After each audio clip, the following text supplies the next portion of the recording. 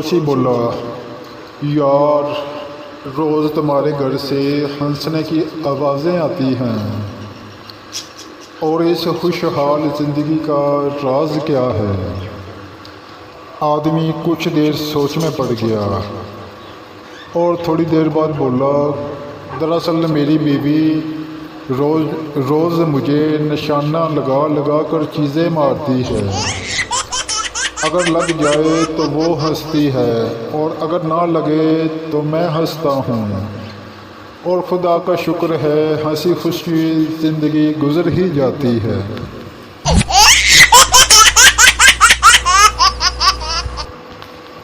پٹھان دکاندار سے بولا، شرٹ کے لیے کپڑا دکھاؤ۔ سیل مین بولا، پلین میں دکھاؤں؟ تو پٹھان غصے سے لال پیلا ہو گیا اور بولا، نہیں، ہیلی کاپٹر میں دکھاؤ۔ خبیث کا بچہ جہاں پٹھان کو دیکھا وہیں پہ مذاق شروع کر دیا۔ پٹھان سے ٹیچر نے سوال کیا، اگر 2 میں سے 2 نکالے تو کیا بچا؟ تو پھر پٹھان نے جواب دیا کہ ہم کو سوال سمجھ نہیں آیا۔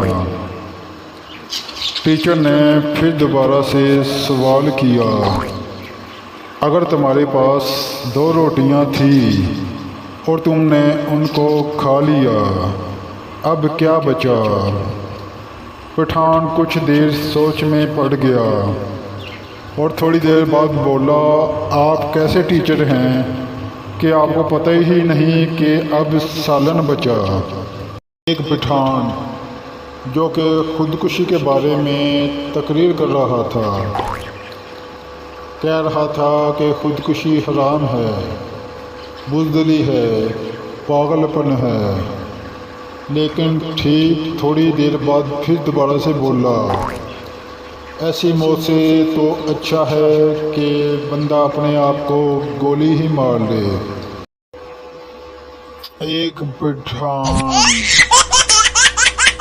جو کہ خودکشی کے بارے میں تقریر کر رہا تھا، کہہ رہا تھا کہ خودکشی حرام ہے، بزدلی ہے، پاگل پن ہے، لیکن ٹھیک تھوڑی دیر بعد پھر دوبارہ سے بولا،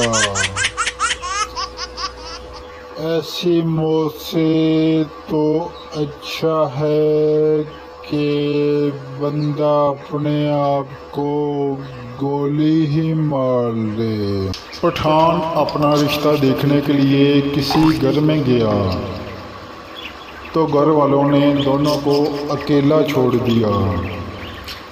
پٹھان بولا، باجی آپ لوگ کتنے بہن بھائی ہو؟ لڑکی غصے سے بولی، پہلے تو 8 تھے، اب لگتا ہے کہ 9 ہو گئے۔ ایک آدمی نے کسی بزرگ سے پوچھا، حضرت مجھے اپنے عیب کا کیسے پتہ چل سکتا ہے؟